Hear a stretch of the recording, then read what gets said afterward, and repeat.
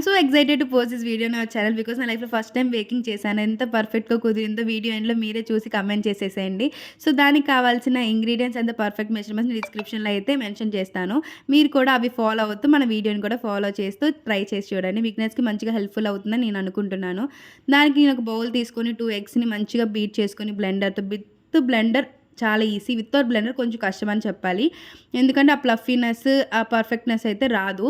So మీరు కూడా ఆన్లైన్లో పర్చేస్ చేసుకోండి, తక్కువ కాస్ట్లోనే ఉంది. సో దాని తర్వాత నేను పౌడర్ షుగర్ కొంచెం యాడ్ చేసుకొని బ్లెండ్ అయితే చేసుకున్నాను వితౌట్ ఎనీ లమ్స్. తర్వాత ఒక స్ట్రైనర్ తీసుకొని దాంట్లో baking powder and maida add చేసుకొని స్ట్రెయిన్ చేసుకుంటూ బ్లెండ్ చేసుకోండి. ఎందుకంటే లమ్స్ ఏం ఫామ్ అవ్వకుండా ఉండడానికి.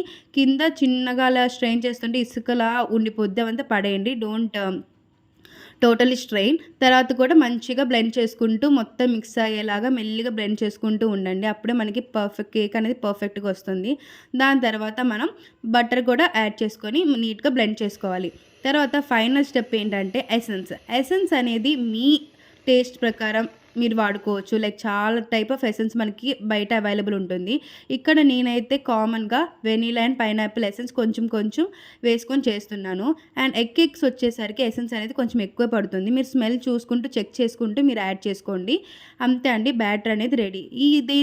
ఈ కప్స్ అనేది మనకు బయట అవైలబుల్ ఉంటుంది. ఇవి డైరెక్ట్గా ఓవెన్లో పెట్టుకోవచ్చు, లేదా వితౌట్ ఓవెన్ చేసుకునేటప్పుడు కూడా ఇది డైరెక్ట్గా పెట్టేసుకోవచ్చు అనమాట.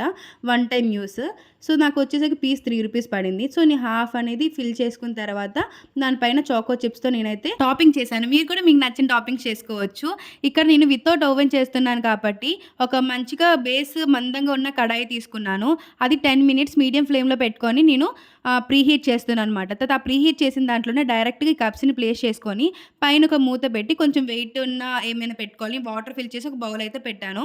సో ఒక 25 మినిట్స్ ఆఫ్టర్ ప్రీహీట్ అనేది బేక్ అయితే పర్ఫెక్ట్గా అయితే వస్తుంది. చాలా ఫ్లఫీగా, చూసారు ఎంత మంచిగా వచ్చిందో అండ్ ఎంత టేస్టీగా ఉంది. నిజంగా ఒకసారి ట్రై చేయండి మన వీడియో చూసి. అండ్ ప్లీజ్ మనం మనకి దగ్గర ఉన్నాము, కొంచెం సపోర్ట్ చేయండి. మీ సపోర్ట్ అనేది మాకు చాలా అవసరం. Thank you for watching guys.